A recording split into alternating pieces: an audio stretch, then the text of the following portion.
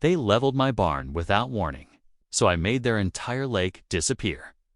I came home to a pile of splintered wood, twisted metal, and shattered memories. The barn that had stood for 3 generations, gone. No notice, no phone call, just a neon orange sign nailed to a post. Removed per HOA code enforcement. Structure violated visual standards. Visual standards, the barn wasn't even in their jurisdiction. See, I own a 160-acre ranch that borders a luxury HOA resort community. Their side, pristine lawns, golf carts, and a man-made lake, a sparkling blue centerpiece of their curated paradise.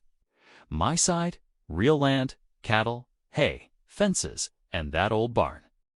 But apparently, the sight of reality was ruining their view. They claimed the barn was unsafe, non-compliant. So, while I was out of town, the HOA hired a crew and bulldozed it. I stood there staring at the wreckage, heart pounding until I noticed something. Tire tracks through my grass and a contractor's business card someone had carelessly left behind. They thought I'd take it quietly. They were wrong. Because that beautiful lake of theirs, it only exists because of a dam built 50 years ago on my land. And the valve that controls its water flow also on my land inside a shed. My shed.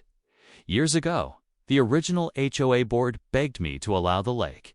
I agreed out of goodwill. No contract, no easement, just a handshake deal. But that goodwill was bulldozed along with my barn. So, I walked into my shed, opened the control panel, and shut the valve. The water stopped. By the next morning, the lake began to drain. By day 2, the boat dock sat in mud. Fish flopped helplessly in shrinking puddles.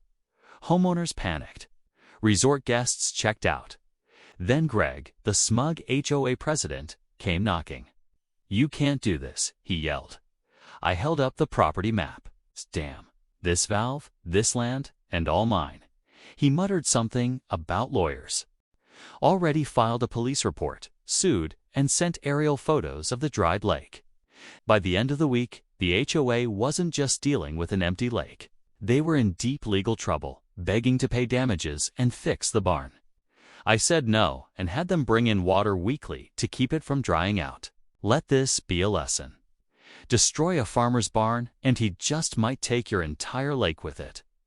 If you love this revenge story and want more shocking HOA drama, hit that like button, subscribe, and turn on notifications. You won't believe what's coming next.